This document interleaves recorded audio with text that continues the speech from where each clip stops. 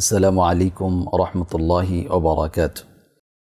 রসুল্লাহ সাল্লাল্লাহু আলাইহি সাল্লামের বিশাল হাদিসের ভাণ্ডার থেকে গুরুত্বপূর্ণ 40টি হাদিস নিয়ে ইমাম নববী যে হাদিস আরবাঈন গ্রন্থ সংকলন করেছেন, বিশ্বের সকল আলেমের কাছে যে গ্রন্থটি অত্যন্ত বিস্ময়কর, কৌতূহল আর অত্যন্ত গুরুত্বের দাবি রেখেছে, যে গ্রন্থটি সেই হাদিস আরবাঈন।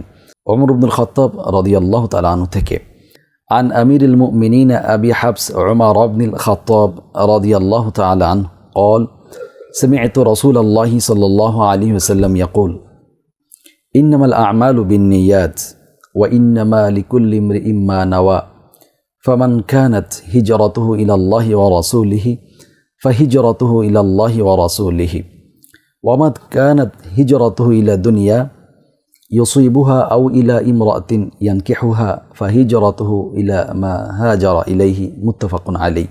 ওমর ইবনুল খাত্তাব রাদিয়াল্লাহু তাআলা আনহু থেকে বর্ণিত, তিনি বলেন যে আমি রাসূলুল্লাহ সাল্লাল্লাহু আলাইহি সাল্লামকে বলতে শুনেছি যে তিনি বলেছেন, ইন্নামাল আমালু বিন্নিয়াত, নিঃসন্দেহে সকল কাজের ফলাফল নিয়তের উপর নির্ভরশীল।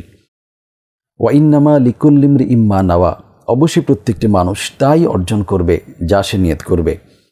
ফামান কানাত হিজরাতুহু ইলাল্লাহি ওয়া রাসূলিহি, অতএব যার হিজরত হবে আল্লাহ এবং তার রাসূলের সন্তুষ্টির জন্য, ফাহিজরাতুহু ইলাল্লাহি ওয়া রাসূলিহি, তাহলে তার সেই হিজরত আল্লাহ এবং তার রাসূলের সন্তুষ্টির জন্যই গ্রহণ হবে, পরিগণিত হবে।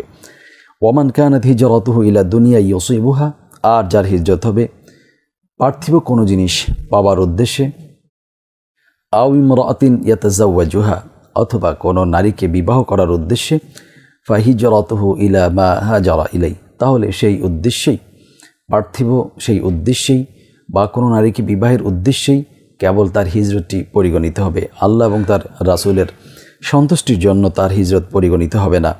মুত্তাফাকুন আলাই, এই হাদিসটি বুখারী এবং মুসলিমে বর্ণিত হয়েছে।